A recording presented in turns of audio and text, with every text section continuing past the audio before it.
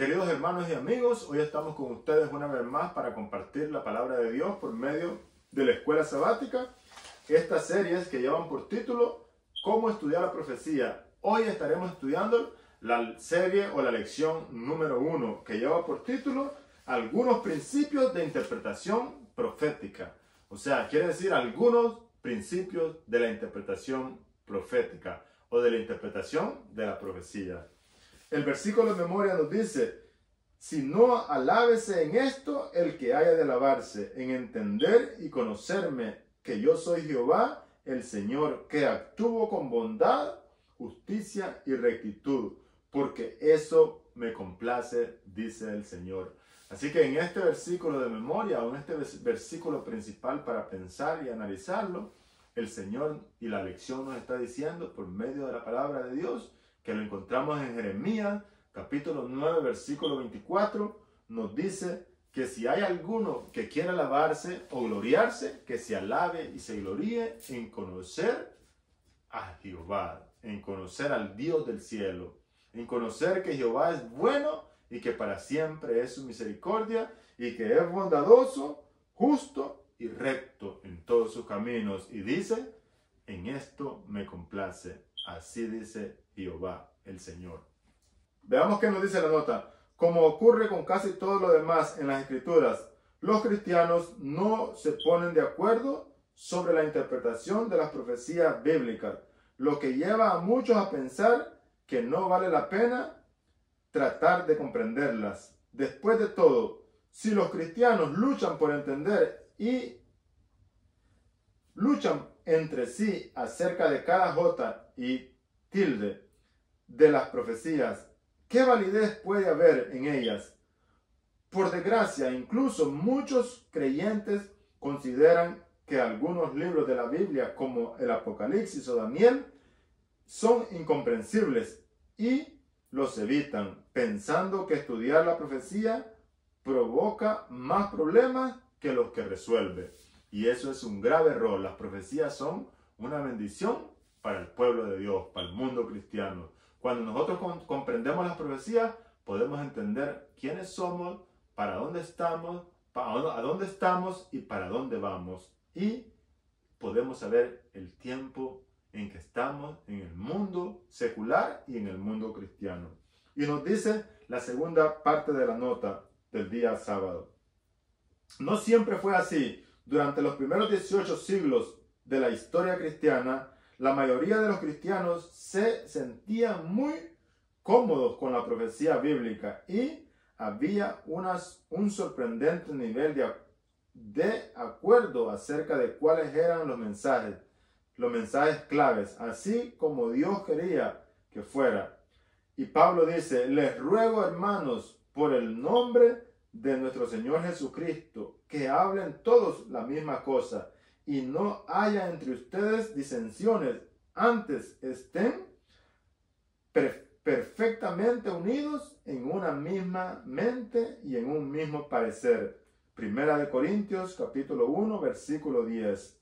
Y dice la última parte: esta semana exploraremos algunos principios que permitirán una comprensión coherente y fiable de la profecía. Esta semana estaremos aprendiendo esos principios en la cual vamos a poder entender y comprender la profecía bíblica. No es que la profecía no sea, o que la palabra de Dios no sea confiable. La palabra de Dios es confiable, pero hoy aprenderemos un método y unos principios que podremos confiar en la profecía bíblica. Pasemos a ver qué nos dice el día domingo. El día domingo lleva por título El que lea entienda. Y dice la primera nota: entra en cualquier librería cristiana y observa los títulos de la sección de las profecías bíblicas. Rápidamente descubrirás que hay una variedad alucinante de opiniones e interpretaciones, lo que tienta a pensar que nadie puede entender documentos o libros como el Apocalipsis. Por ejemplo, un autor dice que el anticristo no es más que una metáfora. Otro opina que aparecerá en el futuro y otro que era referencia de algo o de alguien que existía en el tiempo del Imperio Romano. Como dijo cierto predicador, la Biblia se parece a un instrumento musical con el que cada cual interpreta la melodía que se le antoja. Y eso es una falsedad. La palabra de Dios no es de interpretación privada, es para interpretación pública. Nadie puede sacar una interpretación privada y decir esto es lo mío. No, la palabra de Dios tiene un solo mensaje coherente y es un mensaje para el mundo entero y para todos los seres humanos de todos los tiempos. Así que podemos confiar. Sigue diciendo la nota en la última parte.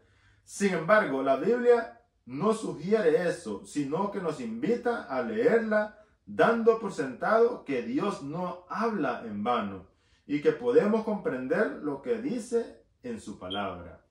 Veamos qué nos dice la primera pregunta. Dice, ¿qué sugieren estos textos sobre la intención de Dios de saber, de darse a conocer y ser comprendido por nosotros? A ver qué nos dicen estos textos acerca del propósito de Dios de darse a conocer y poder ser entendido por nosotros y comprendido. No solamente Él está interesado en darse a conocer, sino que también está interesado en que nosotros lo podamos comprender. Tanto que Jesús nació bajo la ley de la humanidad, nació de mujer, nació de una mujer. Simplemente fue engendrado por el Espíritu Santo, pero tuvo que nacer bajo la ley del nacimiento de los niños en este mundo. Y así mismo creció, tuvo su ministerio y murió y resucitó y ahora está en gloria a la derecha del Padre y ha prometido venir por segunda vez. Así que podemos confiar que Dios está interesado en que nosotros comprendamos y no solamente comprendamos, sino que conozcamos su palabra y que también que conozcamos sus planes acerca del plan de salvación y el plan de la segunda venida, que es para eliminar y erradicar el pecado por completo. Veamos qué nos dice el libro de Apocalipsis, capítulo 1, versículo 3. Vamos a leer desde el 1, a ver qué nos dice. La revelación de Jesucristo que Dios le dio para manifestar a sus siervos las cosas que deben suceder pronto, y la declaró enviando por medio del ángel a su siervo Juan. Y la declaró enviándola por medio de su ángel a su siervo Juan. Dice el 2, que ha dado testimonio de la palabra de Dios y del testimonio de Jesucristo y de todas las cosas que ha visto. Y dice el 3, que es el que nos interesa, bienaventurado el que lee y los que oyen las palabras de esta profecía, y no solamente eso, y guardan las cosas que en ellas están escritas, porque el tiempo está cerca. Apocalipsis 1:3. Capítulo 1, versículo 3. Y así nos dice la palabra de Dios, bienaventurado, dichoso, suerte el que lee las palabras de esta profecía. Dios estará contigo cuando tú propones en tu corazón leer y entender la palabra de Dios. Dice bienaventurado, dichoso, suerte. Veamos qué nos sigue diciendo en el libro de Jeremías, capítulo 9, versículo 23 y 24, que es el versículo de memoria, el 24. Vamos a ver qué nos dice Jeremías, capítulo 9, versículo 23. Así dijo Jehová, no se alabe el sabio en su sabiduría, ni el valiente se alabe en su valentía, ni el rico se alabe en su riqueza. Mas alábese en esto el que haya de alabarse, en conocerme y entenderme, que yo soy Jehová, que hago misericordia o bondad y juicio y justicia y rectitud en la tierra, porque estas cosas me agradan y estas cosas quiero, dice la palabra de Dios o dice Jehová. Así que Dios está interesado en que nosotros comprendamos y nos dice, si alguno se quiere gloriar o se quiere alabar, alábese en esto, en conocerme. Y dice sus atributos de bondad, justicia y rectitud. Así que si en algo se debe de alabar a alguien, es en entender la misericordia y el amor y la bondad de Dios y su justicia. Veamos qué nos sigue diciendo la nota del día domingo. La nota nos dice: muchas universidades ofrecen cursos sobre la Biblia. ¿Cómo literatura puede resultar asombroso para un creyente asistir a una conferencia en la que los disertantes abordan la Biblia como lo harían con la mitología pagana? La idea de ese enfoque es que puede haber un núcleo de verdad moral en las historias de la Biblia, pero no algo a lo que uno deba de ajustar su conducta. La idea de que la Escritura haya sido inspirada por Dios es ridícula. En consecuencia, leen la Biblia, pero no oyen la palabra o la voz de Dios en sus páginas. Otros llegan a conclusiones claramente contrarias al mensaje de la Escritura.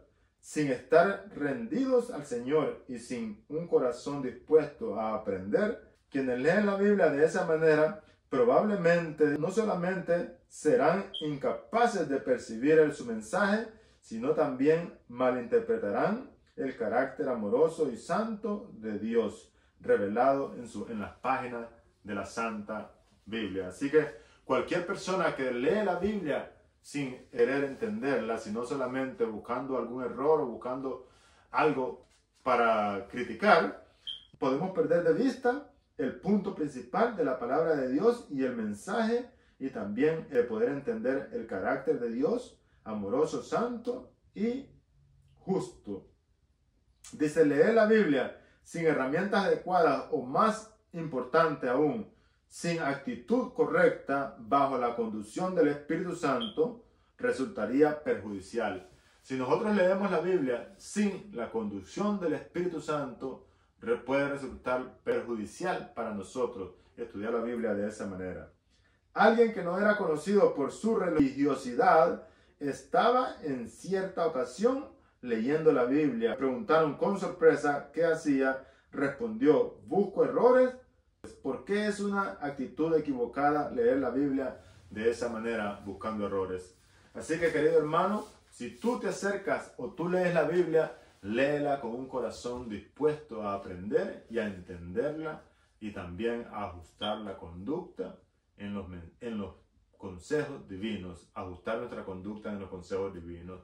Y si por cosas de la vida, no quiere decir que el hecho de que tú cometas otro error no quiere decir que no lo ajustes, sino aceptar los consejos divinos y ajustar lo más que se pueda a ellos. Y reconocer que si por cosas de la vida tú no ajustas tu conducta a los consejos divinos, estás en un error. Cuando tú reconoces eso y entiendes que la palabra de Dios es un mensaje de amor, un mensaje de un padre a un hijo, entonces podrás comprender el verdadero carácter de Dios, que son bondad, justicia y misericordia.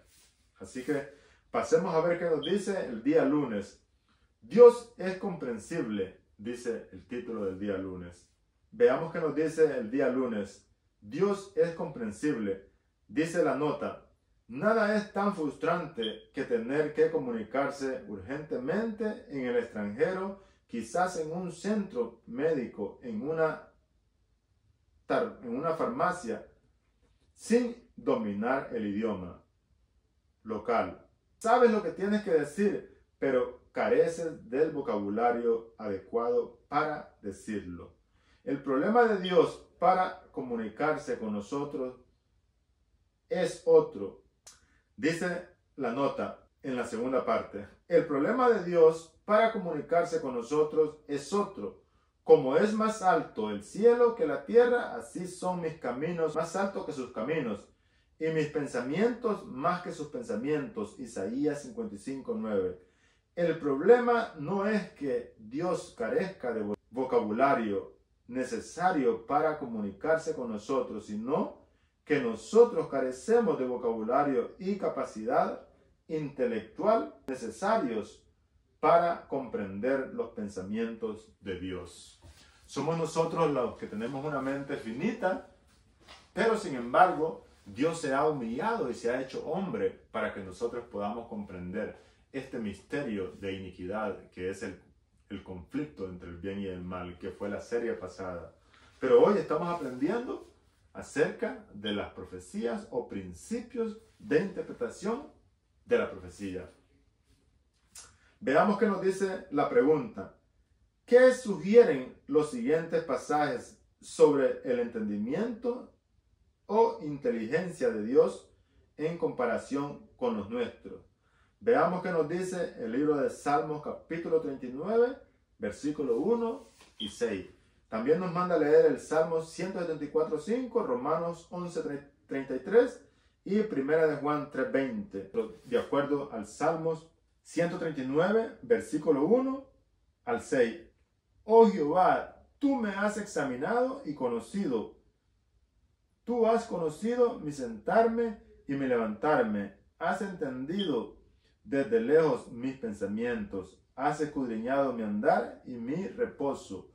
Y todos mis caminos te son conocidos, pues aún no está la palabra en mi boca, y he aquí, oh Jehová, tú la sabes.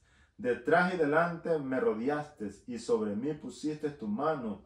Tal conocimiento es demasiado para mí, y demasiado maravilloso para mí. Alto es, no lo puedo comprender, dice el salmista, reconociendo la grandeza de Dios. Sin embargo, Dios se ha manifestado de una manera clara por medio de la palabra de Dios, donde nosotros podemos entender, pero hoy estaremos comprendiendo los principios que podemos usar en la interpretación profética de acuerdo a la palabra de Dios. Veamos qué nos dice la nota del día lunes. Nunca entenderemos plenamente la mente de Dios, pues Él es infinito y omnisciente. En verdad, ni siquiera podemos entender todo acerca de la creación. ¿Cómo podríamos entonces entender completamente al Creador? Aunque nunca entenderemos todo, podemos comprender lo necesario para nuestra salvación. Cuando los apóstoles explican el Evangelio en sus audiencias, se referían con frecuencia a la profecía cumplida, de lo que podemos deducir que uno de los propósitos de la profecía es ilustrar el plan de salvación y poder tener un conocimiento acerca del tiempo en que estamos, acerca del cumplimiento de la segunda venida de Cristo Jesús. La segunda parte de la nota nos dice: de hecho, en última instancia, la profecía bíblica debe conducirlos de un modo o de otro a Jesús y a la promesa de salvación que Él ofrece a toda la humanidad. El Señor, en quienes fueron creadas todas las cosas, descendió a la tierra y se ofreció como sacrificio en la cruz por los pecados de todos los seres humanos. Dios nos ama a todos por igual y desea que conozcamos lo que nos ofrece en Jesús. La profecía puede hacer precisamente eso, darnos a conocer su amoroso plan de salvación en favor de la humanidad. Ese es el propósito de la palabra de Dios, y aún en la profecía, dice, podemos encontrar y conocer su amoroso plan de salvación en favor de la humanidad. Dice el párrafo que está al final del día lunes: aunque hay mucho que no sabemos, ¿por qué es crucial enfocarnos en lo que sí conocemos y actuar en consecuencia, en lugar de obsesionarnos por entender lo que no comprendemos? Sin embargo, nosotros debemos tener sed de entender la palabra de Dios. Cada día debemos orar y pedirle a Dios que nos dé su Santo Espíritu para poder entender su palabra. No podemos conformarnos a decir, como aquellos que decían que la profecía bíblica no era necesaria o que no tenía sentido, que eran más los problemas que traía que los que podría resolver. No, queridos hermanos, la profecía bíblica y la palabra de Dios nos muestra el amoroso plan de salvación. Y la profecía va más allá porque nos muestra el tiempo en que estamos en el mundo cristiano y también en el mundo secular. Nosotros los cristianos podemos estar seguros y confiados en que Dios tiene el control de este mundo y Él nos muestra por medio de la profecía bíblica sus planes. Veamos qué nos dice el día martes. El día martes lleva por título Daniel cierra las palabras. Daniel 12:4. ¿Qué orden dio el Señor a Daniel comparado con Apocalipsis 22:10 a Juan? Dice: pero tú, Daniel, cierra las palabras y sella el libro hasta el tiempo del fin. Muchos correrán de aquí para allá y la ciencia aumentará. Eso nos dice la palabra de Dios. Sin embargo, tú, Daniel, cierra las palabras de este libro hasta el tiempo del fin. Y nos da una señal, dice, y la ciencia aumentará. El versículo puede usarse para eso, pero en realidad la ciencia, el conocimiento de la palabra de Dios, aumentará en aquellos tiempos del fin. Dice la palabra de Dios que la tierra estará llena del conocimiento de Jehová. Así que, queridos hermanos, Dios tiene un plan. Veamos qué nos dice en contraste con lo que le dijo a Juan en Apocalipsis 22:10. Dice: y él me dijo, no selles las palabras de la profecía de este libro, porque el tiempo está cerca. Estas fueron las palabras de Dios a Juan.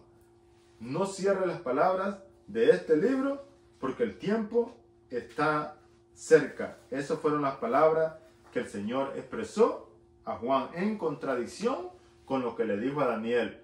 Pero tú, Daniel, sella las palabras de este libro hasta el tiempo del fin. Dice, hasta el tiempo del fin. Y la ciencia aumentará y la gente correrá de acá para allá, de un lado para el otro, y la ciencia aumentará, dice la palabra de Dios. Ya nosotros hablamos de que la ciencia humanamente iba a aumentar en varios sentidos, pero más allá de eso, el conocimiento de Jehová iba a ser aumentado. Dice la palabra de Dios que en los últimos tiempos la tierra va a estar llena del conocimiento de Jehová. Alabado sea el nombre de Dios y por eso, porque el Señor es bueno y para siempre es su misericordia. Eso quiere decir que nosotros estamos al pronto regreso de Jesús, cerca, cerca, muy cerca. Veamos qué nos dice el escritor de la lección en la nota. Dice: no es raro oír a predicadores citar Daniel 12:4 como predicción del unge del conocimiento tecnológico y científico justo antes del advenimiento de Jesús.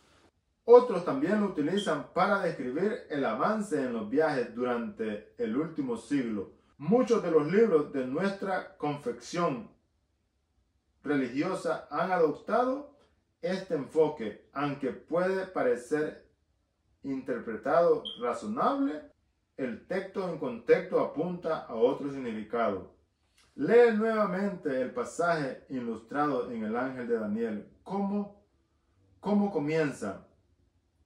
Con la orden: cierra las palabras y sella el libro. El tema al que se refiere el texto es al propio libro de Daniel. ¿Podría entonces ese conocimiento que aumenta rápidamente al final de los tiempos referirse a la comprensión del libro de Daniel? Esto distingue al libro de Daniel de las de Apocalipsis en el sentido de que Juan recibió la orden de no sellar su libro. En Apocalipsis 22:10, el Apocalipsis debía entenderse desde el principio porque el tiempo estaba cerca. En cambio, Daniel se entendería más claramente en el futuro lejano. Y a lo largo de los siglos, muchos estudiosos cristianos intentaron explicar el libro de Daniel y algunos lograron grandes avances. Sin embargo, la comprensión de Daniel aumentó rápidamente tras el cumplimiento de la profecía de los 1200 años. En 1798, cuando múltiples expositores de todo el mundo comenzaron a llegar a la conclusión de que algo espectacular sucedería alrededor de 1843. El más notable de ellos, sin embargo, fue Guillermo Miller o Gilmer Miller, cuya predicación dio inicio al gran movimiento adventista del siglo XIX. En el inicio, una cadena de acontecimientos que darían origen a la iglesia remanente y a una clara comprensión del mensaje de los tres ángeles. En otras palabras, el nacimiento de nuestro movimiento mundial es un cumplimiento de la predicción de Daniel de que el conocimiento aumentaría en el tiempo del fin. En contraste, y sin juzgar la salvación de las personas, piensa en la oscuridad en que se encontraba gran parte de la cristiandad en cuanto a su comprensión de la Biblia. Algo tan básico como el séptimo día, el sábado, establecido en el Edén, es ignorado, incluso descartado, en favor del domingo, un día originado en el paganismo romano.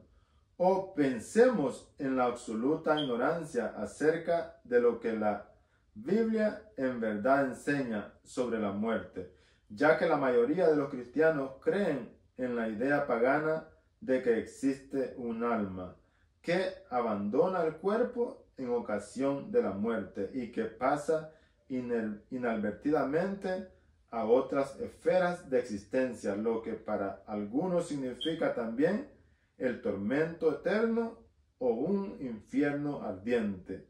En contraste con ellos, los adventistas deberíamos estar muy agradecidos y ser humildes por el conocimiento que tenemos acerca de la verdad. Eso es lo que nos dice la nota. Pasemos a ver qué nos dice el día miércoles. El estudio de la palabra de Dios. Los adventistas del séptimo día debemos mucho a Guillermo Miller o Gilmer Miller por su comprensión de la profecía bíblica, aunque dicha comprensión de pasajes claves como Daniel 8:14 no era perfecta. Su metodología fue importante, pues allanó el camino para el nacimiento de nuestro movimiento remanente de los últimos días. Veamos qué nos dice el libro de Mateo, capítulo 5, 18, y Timoteo, 2 de Timoteo 3, 15 al 17, y Lucas 24, 17. Dice la pregunta: ¿qué nos enseñan estos versículos sobre cómo debemos estudiar y comprender la profecía bíblica? Vamos solamente a estudiar el libro de Timoteo, 2 de Timoteo 3, 15 al 17, y que desde la niñez has sabido las sagradas escrituras, las cuales te pueden hacer sabio para la salvación por la fe en Cristo Jesús. Y dice: toda la escritura es inspirada por Dios y es útil para enseñar, redarguir, para corregir y para instruir en justicia, a fin de que todo hombre de Dios sea perfecto y enteramente preparado para toda buena obra. Así que, queridos hermanos, esto es lo que nos dice la palabra de Dios. Veamos qué nos dice el siguiente texto en el libro de Lucas 24, 17. Ya que aquí nos vamos a encontrar con la historia del camino a Emaús, cuando Jesús había resucitado y dos de sus discípulos iban caminando tristes. Dice la historia que Jesús les apareció y les contó, dice, desde el principio, desde Moisés hasta los profetas, lo que la palabra de Dios decía de él y del cumplimiento de todas las profecías que se cumplieron en la vida de Jesús y en la muerte de Jesús.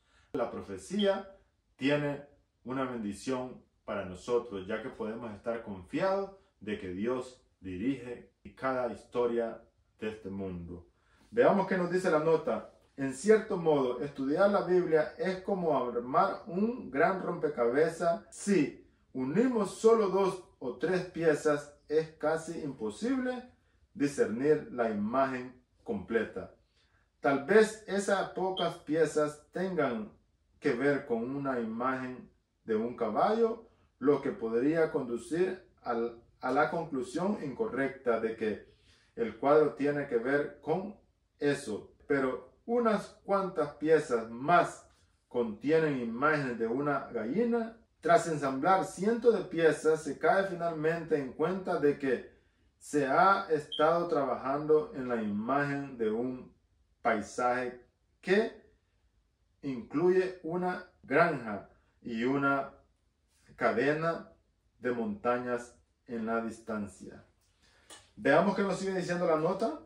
Una de las principales formas erróneas de estudiar la Biblia consiste en acercarse a ella como si se tratara de una colección dispersa de refranes o proverbios que pueden ser utilizados para abordar cualquier situación. Algunos recurren a la sencilla guía de estudios que aparece al principio de la Biblia, que ciertos grupos cristianos dejan en las habitaciones de los hoteles y en las que aparecen versículos útiles acerca de una serie de temas. Dan así por sentado que esos versículos representan la totalidad de la enseñanza bíblica acerca del tema determinado. Desgraciadamente, adoptan el mismo enfoque con la profecía al separar un texto de su contexto y compararlo con los acontecimientos actuales, en lugar de hacerlo con el resto de la Biblia. Esto implica, en parte, el surgimiento constante de libros sobre profecía que tienen que ser actualizados con frecuencia, pues sus predicciones acerca de lo que ocurriría y cuándo no se cumplen.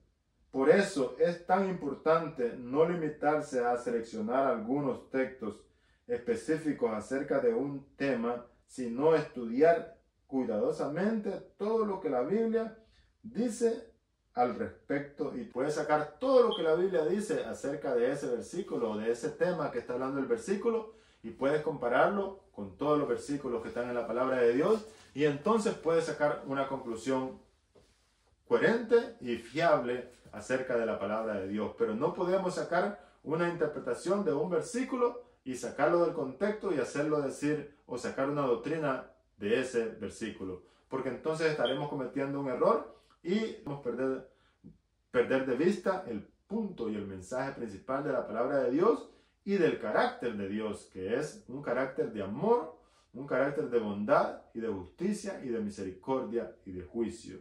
Es un carácter bondadoso, un carácter que está interesado en la salvación del hombre, tanto en la profecía como en toda la escritura, como nos dijo Timoteo, que la escritura es útil para enseñar, enmendar, instruir en justicia, y también nos puede hacer sabios para tener la salvación. Veamos qué nos dice la última parte en la nota. Dice, ¿cuál ha sido tu experiencia en el trato con quienes utilizan solo ciertos textos para defender su punto de vista acerca del estado de los muertos o del sábado? ¿Cuál es la mejor manera de responder ante esa forma errónea de usar la Biblia? Queridos hermanos, la mejor manera de responder es buscando todos los versículos de la Biblia que hablan acerca de ese tema, ya sea de la muerte o sea del sábado, donde nosotros podemos confirmar que aún el sábado está incrustado en el centro de los 10 mandamientos.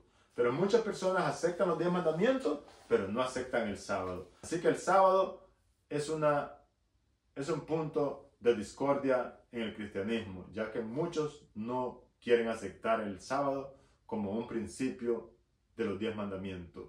Veamos qué nos dice el día jueves. Lleva por título, ¿figurado o literal? Veamos qué nos dice la nota.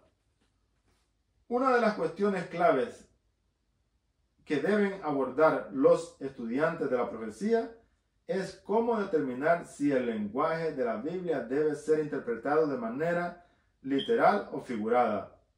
La mejor manera de hacerlo es ver cómo se ha utilizado esa figura en símbolos en toda la Biblia, no cómo se los utiliza actualmente. Por ejemplo, algunos consideran que el oso de Daniel 7 simboliza a Rusia, pues ese animal es utilizado hoy a menudo como representante de esa nación.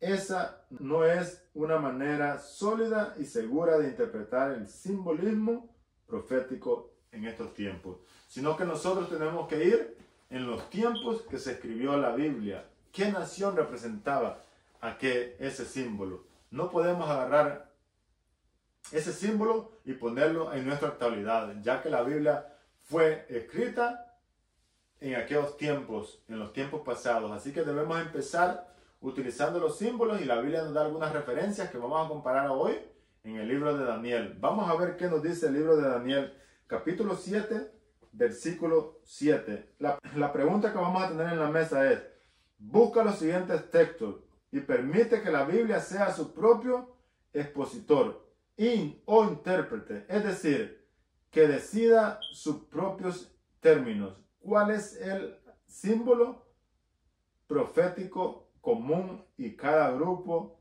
de textos y qué representa según la Biblia?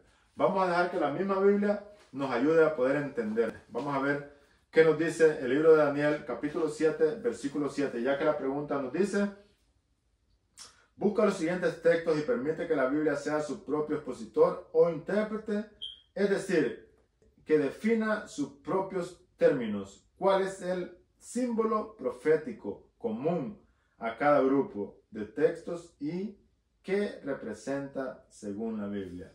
Veamos primeramente capítulo 7, versículo 7 del libro de Daniel. Dice así: después de esto miré yo en las visiones de noche, y he aquí la cuarta bestia, espantosa y terrible en gran manera, fuerte, la cual tenía unos dientes grandes de hierro, y devoraba y desmenuzaba, y las sobras hollaba con sus pies, y era muy diferente de todas las bestias que vi antes de ella, y tenía 10 cuernos. Aquí nos declara que había una bestia espantosa. Dice la palabra de Dios en Daniel capítulo 7, 7, terrible en gran manera, dice, fuerte, la cual tenía dientes grandes, dice, y desmenuzaba todo lo que encontraba por delante, dice, y hollaba con sus pies todo. Era muy diferente a todas las bestias que vi antes de ella, y tenía también 10 cuernos.